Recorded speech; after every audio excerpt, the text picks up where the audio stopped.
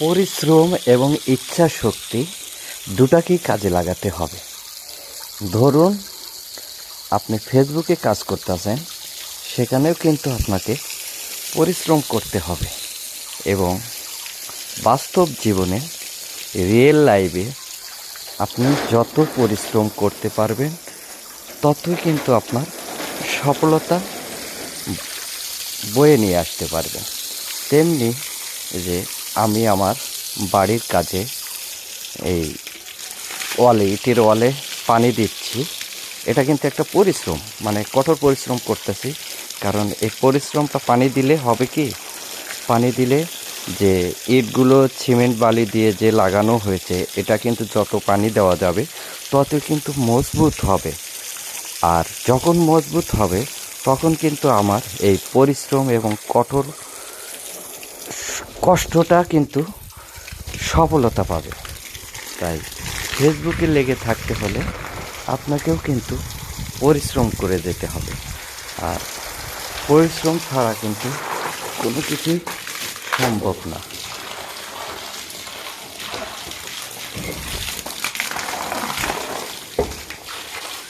আপনি যত পরিশ্রম করতে পারবেন তত কিন্তু আপনার সফলতা নিশ্চিত।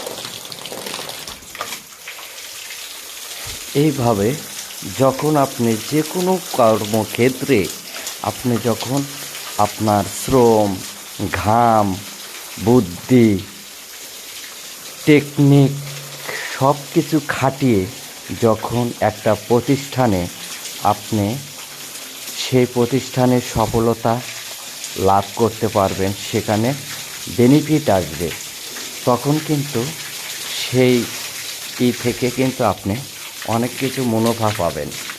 আর মুনাফা পাওয়ার জন্য কিন্তু আপনাকে পরিশ্রম করতে হবে।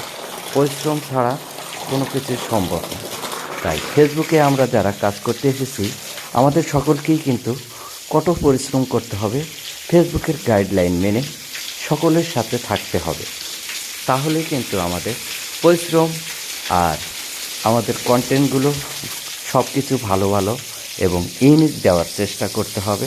তাহলে কিন্তু আমরা সফলতা পাবো এবং ফেসবুক কিন্তু আমাদের সেদিকে নজর দিবে। আর যখন আপনি ফেসবুকের নজরে আসতে পারবেন, তখন কিন্তু আপনার ভিডিওগুলো ভাইরাল হওয়ার সম্ভাবনা থাকে বেশি।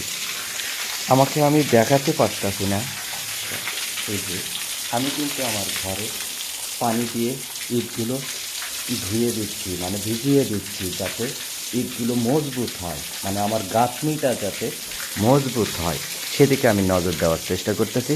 সবাই ভালো থাকবেন, সুস্থ থাকবেন, পরিশ্রম করে যান, লেগে থাকেন, ইনশাল্লাহ আপনাদের সফলতা একদিন না একদিন আসবে।